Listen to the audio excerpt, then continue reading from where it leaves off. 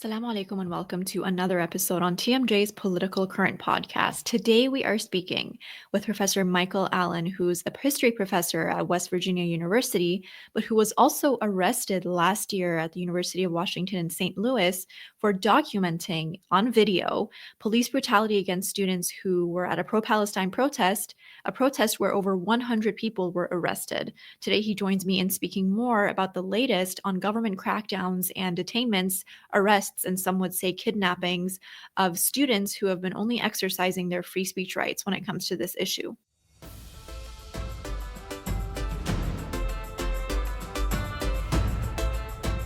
Thank you again, Professor Allen, for joining me on this really important interview. Last time we spoke, you were speaking to us about how you were arrested at a university protest. At that time, it was the University of Washington at St. Louis, where you were essentially standing up for your students at the protest and were instead arrested by police. Over 100 people were arrested that day.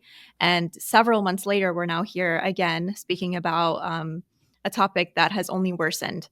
Obviously, we've seen very recently with the detainment, and a lot of people actually call it kidnapping because of the footage that came out of Ramesa Öztürk, who is a Turkish graduate student in Massachusetts. A very concerning footage that we're seeing coming out with the treatment of students who are essentially practicing their free speech rights, a right that is protected in the U.S. Constitution. How do you feel as a professor yourself seeing all of this unfold? I'm horrified. That was a really devastating video to watch.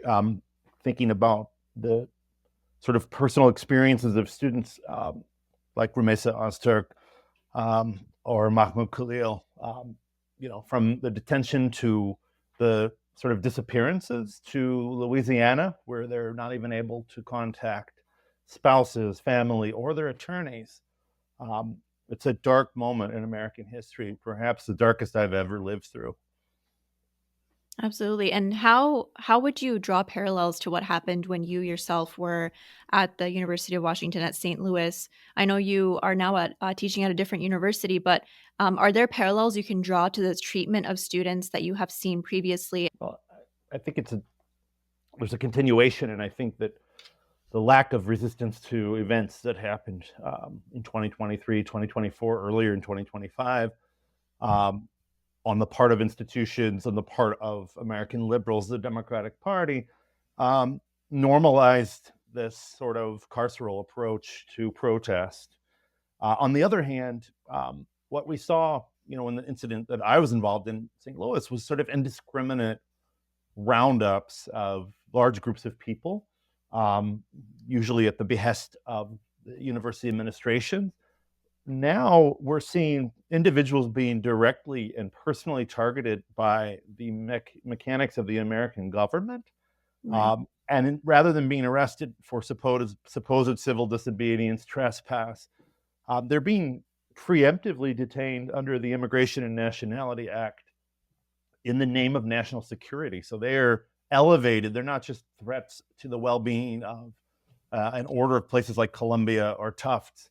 They're being targeted by the federal government and named as enemies of the state.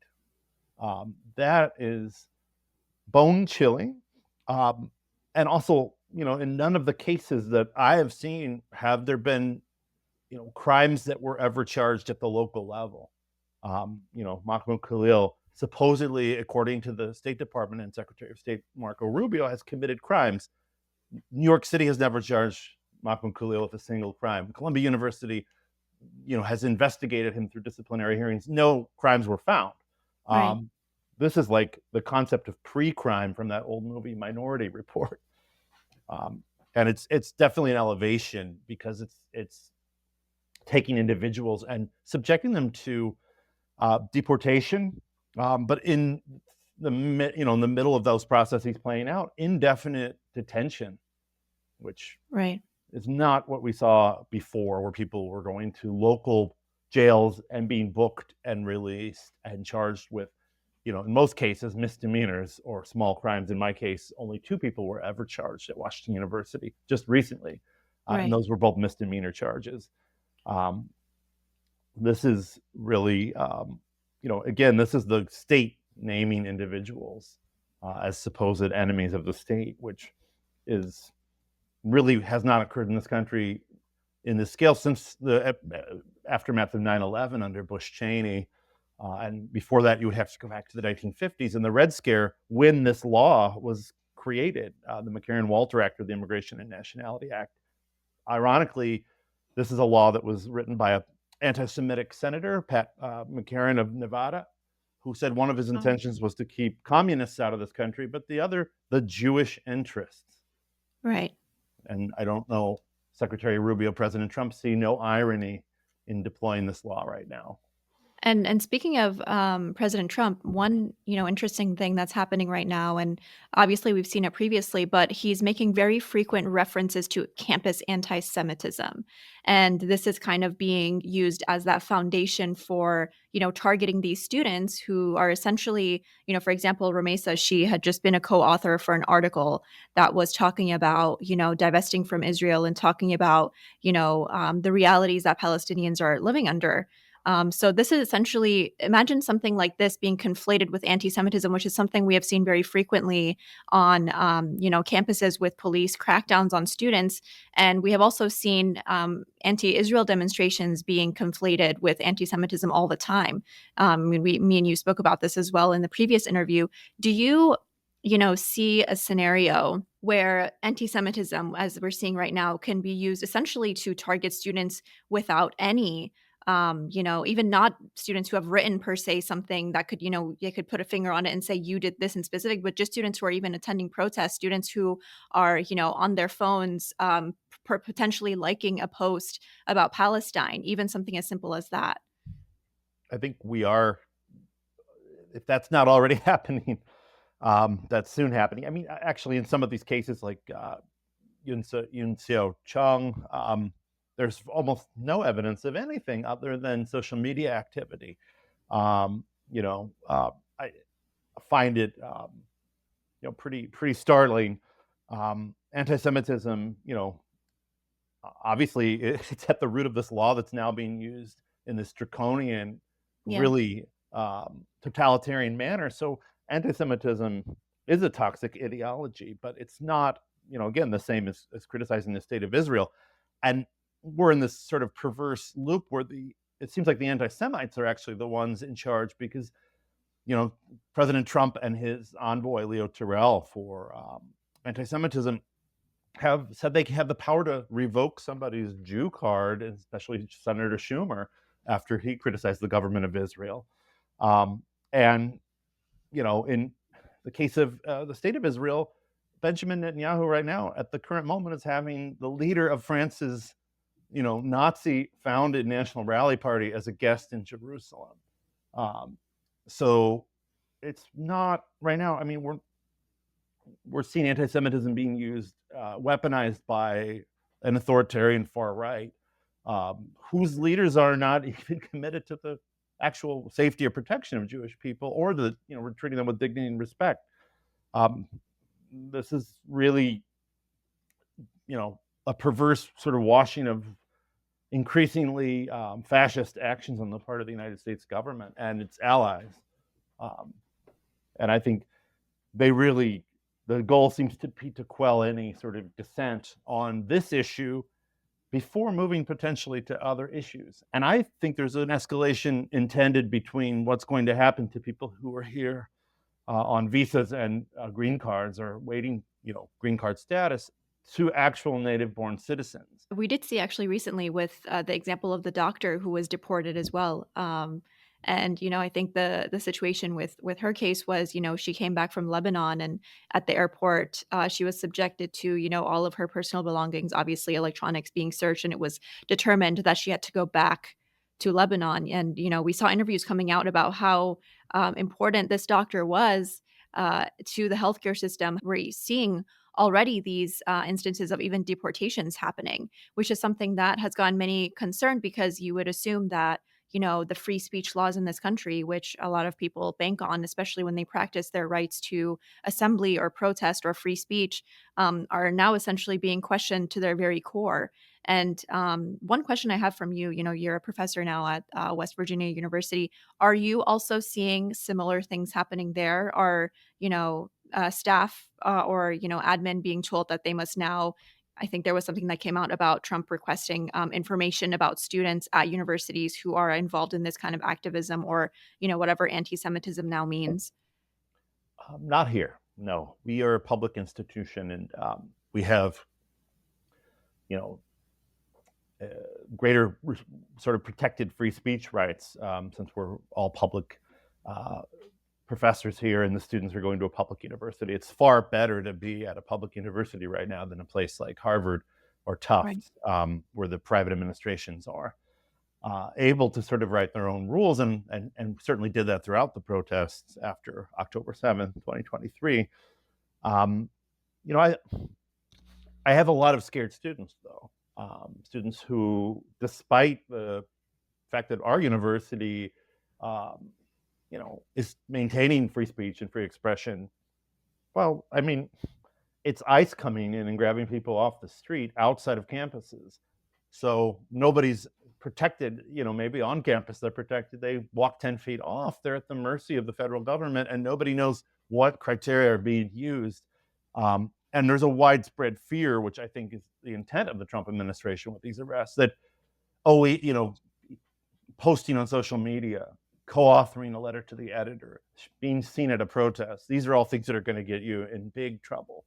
Right. And the intent is they want people to stand down and to stop this assault on civil liberties. The other horror, I think, is we were talking about the First Amendment and this lawsuit the American Association of University Professors at Harvard with the Middle East Studies Association just filed against Secretaries Rubio and Noem and the ICE acting director Todd Lyons to uphold First and Fifth Amendment rights. The First Amendment's protecting free speech, Fifth against unlawful detention and unreasonable search and seizure would be in the Fourth Amendment.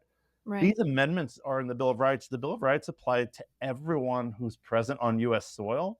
They're not limited to citizens.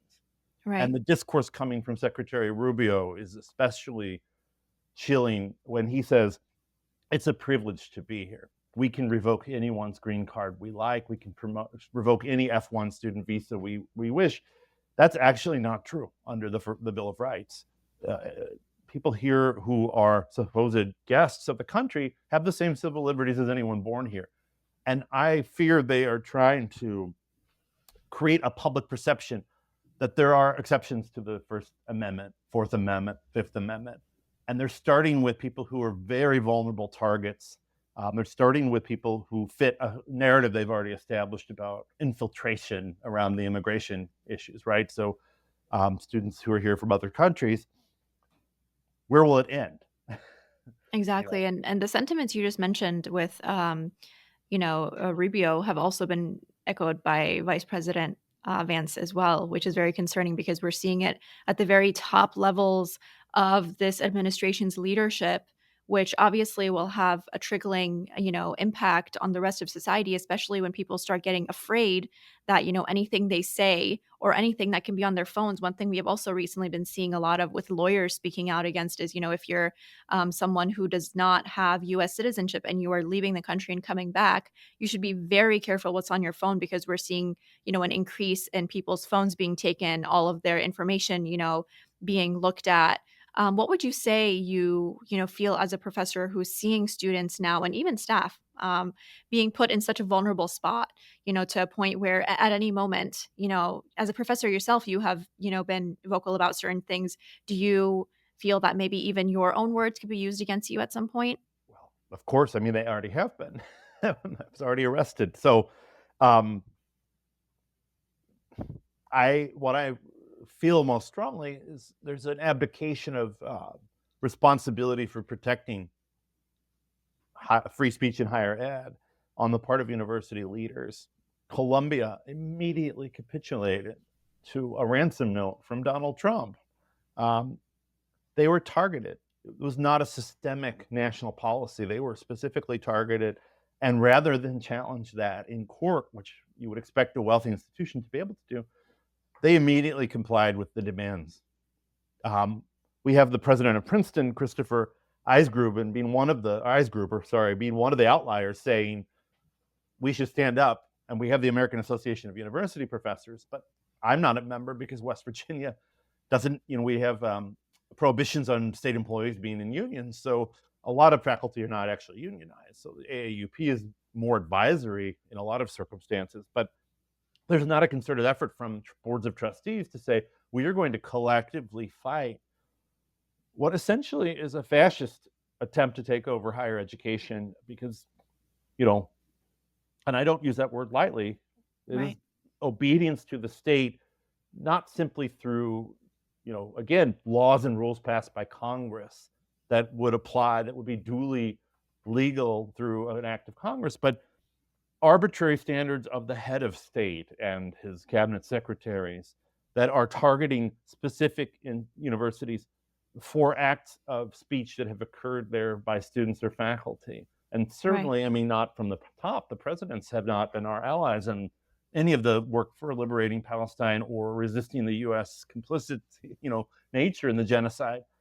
It should also be pointed out on that point, the Trump line is this is threatening national security. But the US government under Donald Trump has actually called for the forcible United States colonization of Gaza. Trump had called for that in front of Netanyahu, and Netanyahu beamed on and gave it his assent.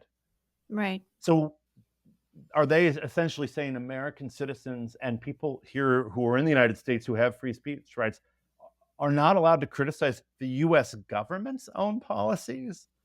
This is beyond criticizing Israel and Netanyahu.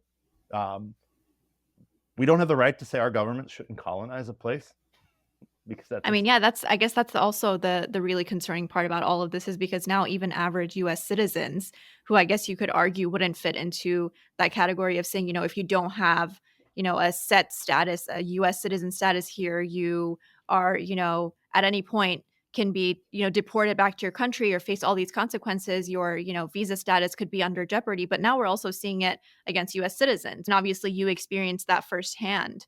Do you have any thoughts on, now obviously you're in a new university, you're teaching as a professor there.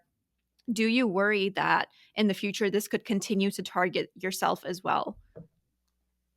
I do. I mean, I think fundamentally,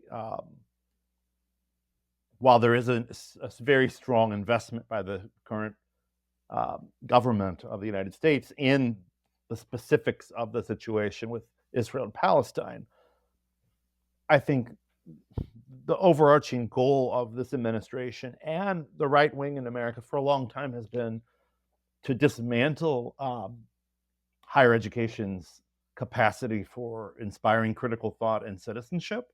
I think that there is a long war on higher ed that fits into a narrative that, again, scholars like Umberto Eco, the literary critic, would call fascist, that demonizing teachers and professors as supposed elites who are misleading the public, that we are supposedly indoctrinating students and turning them against American values. It's actually, the goal is to create, in my mind, is to create a docile, uncritical, uninformed public that would be no match for the kind of tyranny that we're starting to see deployed by the Trump administration. And so I don't think, if everybody who protested for Palestine gets arrested, deported, fired, then they'll go after the next cohort of people whose agenda stands in the way of this long project to squelch critical consciousness, and anybody who thinks in academia right now, they're on the safe side of that line. It's a moving line, and it Right. will not stop moving until the last opponent of what's happening is squashed. That's how these Okay. things work. This is a total renegotiation of the social compact in this country. It ought to be a red alarm. It is embarrassing that the Democratic Party is not leading any opposition at the moment on any real scale. You watch the sort of moments in places like Serbia right now where citizens are rising up. You see the courage and fearlessness in the West Bank and Gaza despite the circumstances there. And you see Americans having great access to wealth and comfort, and they won't do much about what's happening. I hope that changes, because if it Right. doesn't, there's some dire days ahead. Yeah, and one And the thing U.S. I think Constitution becomes meaningless at a certain point. exactly. And I think one thing I really would like to touch on as well, and I thought about this when you said American values. You said people who are not in line with American values, and which is one of the reasons you're saying that, professors themselves are being targeted for teaching their students or for, encouraging their students to stand against what is called these American values. What are those American values? Because we always hear that, it's like these blanket statements, anti-Semitism, American values. What would you define that American values as? Well, I mean, at the moment, the construct of American values being weaponized is really the values of the president and his supporters, um, under a more idealistic version. And obviously, I teach history, so I understand this Constitution is like any other text. It is contradictory, and it's been deployed in hypocritical manners. We have this Immigration and Nationality Act from 1952, which in itself seems to violate the principles of the First and Fifth Amendments, but it's not a perfect country, right? But if you distill the sort of, I don't know, classical sort of distillation of what American values are, I mean, it's sort of a cultural pluralism in which the people have these unusually well-defined rights among nations, Right. to contest the power of their own government and to shape the idea of, who this country belongs to through a democratic process. Right. Um, and now, there's a lot of exceptions to that and stains on the record. And there are a lot of colleagues of mine who would say, well, that never was the case and never has been the case. And I would have to, nod my head in some agreement. But that's the trope that I was taught growing up in rural Illinois, in civics class. This is what it's all about. That's the trope that almost every American president, at least, gives lip service to. Right. Those are the values that, we have almost, well, not almost, but in certain times have tried to force on other parts of the world. Um, and I think if anyone truly believes in those values, and those are great values if they were the case, wonderful. They should be the case. Um, what happens in the classroom, in my classroom, is we give people space to draw their own conclusions and build themselves, Right. and form their own relationship to the idea of what this country is and the power of its state. There's no indoctrination. There's only encouragement and incitement to individual exploration, Critical despite my thinking. critical thinking. And I have Mhm. very strong political values, but I don't lead with those in the classroom. I Right. try to pull the students to develop their own, which in many Mhm. cases they've never felt invited to that project.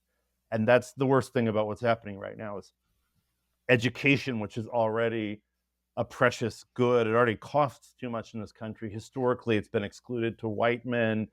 It's been excluded, along a lot of lines. A lot of these institutions that are being attacked actually, didn't allow Jewish and African American students for many, many decades.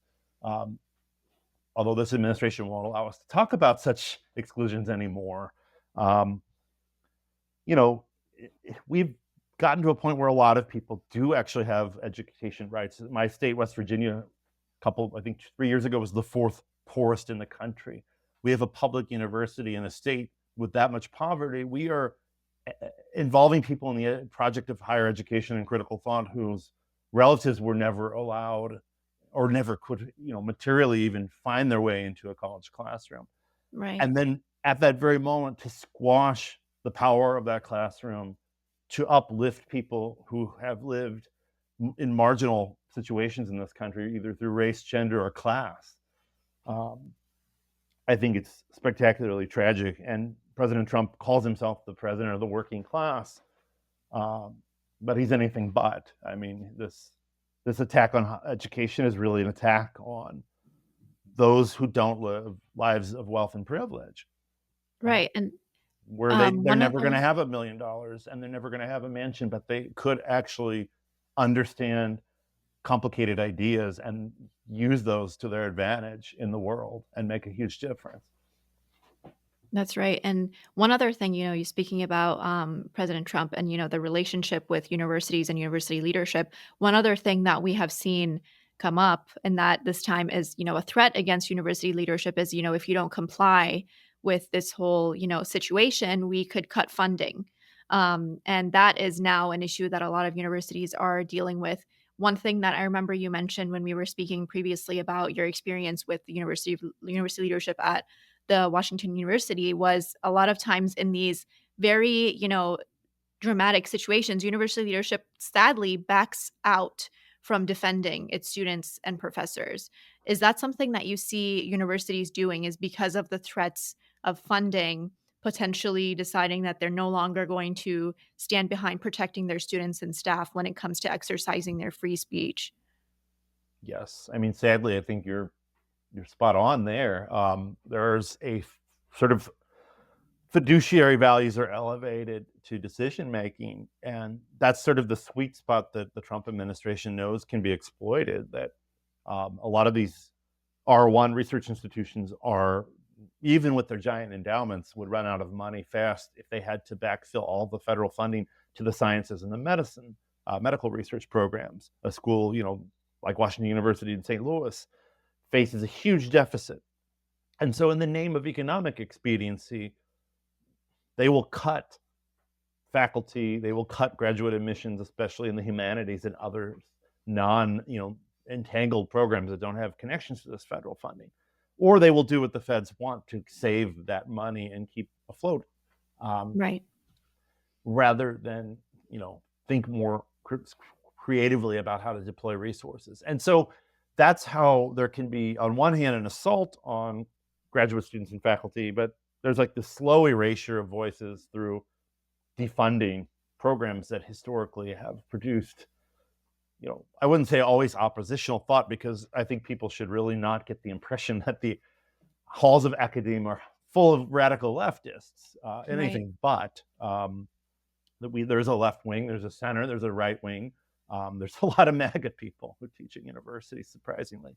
Um, but there's a lot. There are programs that traditionally instill a criticality and a critical sort of relationship of students to subjects, encouraging them to think for themselves in the humanities, that are just simply going to be seen as luxuries. Oh, we can't afford a Middle East studies department. Sorry, these federal cuts came, and we're trying to cure cancer, and that's way more important, isn't it?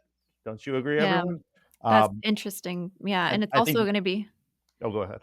Yeah, no, I was just gonna say it's also gonna be interesting to see, as you're saying, these humanities, especially ones that are, led by professors and academics that are questioning, that mainstream view, especially are probably going to be the ones that are targeted first. Right. I mean, I think there's already been the brunt of budget cuts has landed on humanities programs for the last 40 years. Secure employment is pretty unusual. Contingent faculty, about 70% of faculty now in American universities are contingent in some form of, part-time status or full-time status without the right to tenure. So um, it's already an insecure environment, but it's one of the most beautiful spaces still left in America, where people can talk across differences about social dynamics and political trends in a space that isn't fistfights on the streets or desperate lobbying of Congress people, but you can actually parse out an issue like the colonial history of the Middle East in a classroom and have people with very strong disagreements engaged in productive discourse and creating productive projects to find out more information. Um, I don't think the classroom can save the world, but it is in some ways the space in the world that behaves in the way we always think we want to behave, with civility, respect, um, tolerance, um, and a sharp search for the truth. Um, I think that's a space worth really fighting for. It is, again, sad that trustees and university presidents, with some exceptions, like President Eisgruber at Princeton, um, really just this is all going to come down to how do we save our med schools and our research labs, and um, there might be some respect for the humanities, but the humanities will be the space where the most drastic cuts will happen for now. But you're watching the provosts and chancellors turning to the lawyers, and the lawyers saying, play it safe. Um, and there's going to be devastating consequences for a long time. And again, it's a moving line. Right. So it's a line to resist that at all. Like, don't let that line be laid on the ground. if you acquiesce to it and it gets moved an inch, it's going to move another inch. It's going to eventually, it'll be a mile. The Trump administration and the MAGA movement are not apologetic about making demands on the government. Um, the rest of us ought to be. I mean, we ought to be the same. We ought to fight back and grab the state with as much force as we want. It belongs to everyone. It doesn't just belong to them. So, you know, I don't know. You know, we all face individual threats for standing alone or standing in too small of groups. So the way out of this is to, what happened in Somerville yesterday Yeah. after Rumesa Ozturk's arrest. I thought it was like 7,000 people showed up to protest. Yeah, That's the We footage need was very powerful. more and more of that, and people there not being afraid to speak, to grab the microphone, to use their real names, not being intimidated by the government at the moment. The government is Right. us. It's been invaded by a group of people who want the government to be an exclusive uh, force that conditions and controls society. But there's still time, I think, to fight back on that. And if saying these words does me in, I guess that's what's going to happen. But it really shouldn't be that strange or that radical for someone in my position saying what I've said. I feel like this is, if you go back again to my 8th grade civics class in Columbia, Illinois, this is just basic First and Fifth Amendment that, as taught to me by my teachers then in the cornfields of a somewhat conservative part of the Midwest. So Right. And going back to what you said, it's kind of sad, actually a sad reality. A lot of people associate this kind of policing to conservative and to Republican administrations, which unfortunately is not even, the reality of what we're seeing. As you can attest to this yourself, the police brutality that you witnessed and the, you know, um, consequences that you faced for with your involvement as a professor happened under the Biden administration. We have seen so much of, obviously, this entire past year of police crackdowns on students have all been under a Democratic administration. And obviously now we're seeing an even worsened case of that, as you mentioned, targeting of individual students, vulnerable individual students for the activism and the free speech essentially that they have practiced.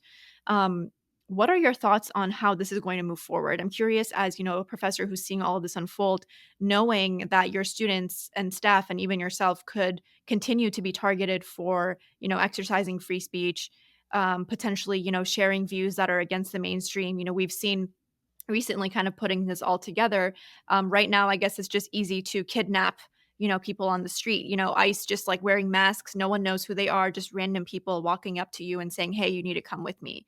We're seeing deportations. We're seeing, Americans, even U.S. citizens, coming back to the U.S. and having their phones taken from them and just checked with no background information about why this is even happening to them. How do you see all of this moving forward? How do you think it's going to continue to develop?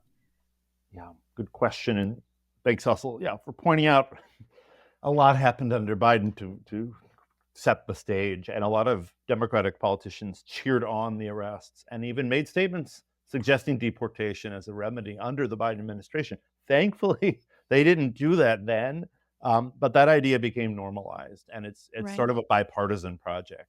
Um, and I'd point out, on the other hand, there are a handful of more libertarian-minded Republicans, like Congressman Thomas Massie in Kentucky, who are actually against all of this too. So um, maybe like after 9/11, there'll be some people on the left and right decide they like each other because they're more authoritarian, others because they actually want freedom in this country. And maybe the freedom side can prevail. For higher ed, I mean, I think we're still sorting this out. I think the urgent need right now is to form circles of solidarity among students and faculty, literally to protect people's safety, to ensure people's rights are maintained, um, attending events and protests together, because the kinds of speech acts that are considered illegal are not just protests, but also having a Palestinian author come speak on a campus. And if you were one of the organizers or attendees, that could get you in a lot of trouble. Um, Screening films like No Other Land, um, you know, but that work has to continue. It just needs to be done with uh, really tight networks. People are, uh, going to have to organize on a level that is extremely personal and persistent. Um, it's the kind of things Americans aren't used to, but maybe again, some of the people who have have been arrested by ICE are coming from places where this is more normal, and so I think and this is maybe why they don't want the international students and faculty around us. They have more experience resisting authoritarianism on a regular basis, depending on where Right. they're coming from, than we Americans do. So we have a lot to learn. Um, my colleagues in Serbia, I've been talking to a lot because they've overthrown the prime minister. The president's still standing, but he's weak, and 3.5% of the population is regularly out on the streets across the entire nation. Um, that didn't start though with big crowds. It started with small groups of people taking calculated risks and working hard to not get arrested, not lose their jobs.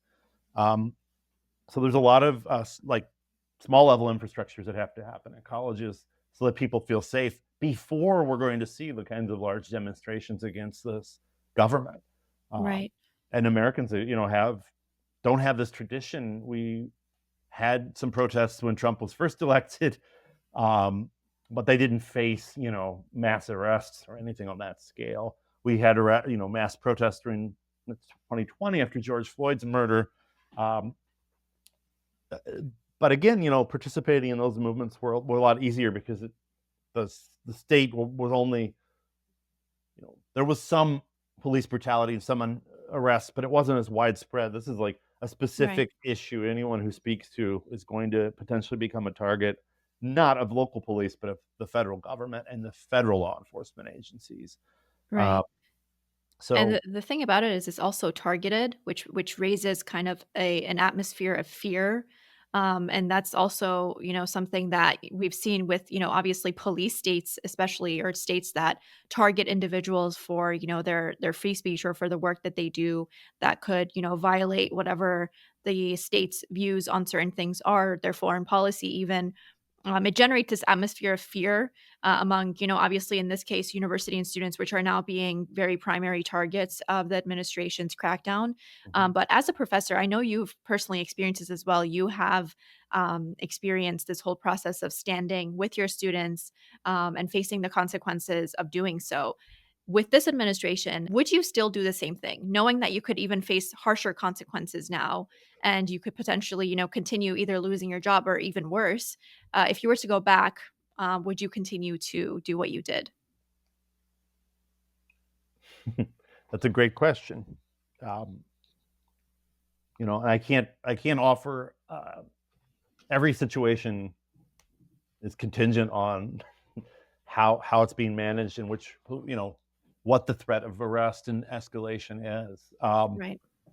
So what happened last year, I would totally do that again. I mean, show up and the FBI and the ICE are all there. I mean, I think I would like to lead by example, and there are moments when getting arrested is a consequence to pay, and there are moments when it's going to be the end of your life potentially, and I don't think anyone should risk that Right. to take the stand. Students need to be safe, and I would not encourage anyone to be arrested by the federal government right now. Um, but I think a lot of demonstrations are happening still peacefully, and in a lot of places, local governments, including mayors and or even police departments, are letting these things happen, like in Somerville. Um, Right.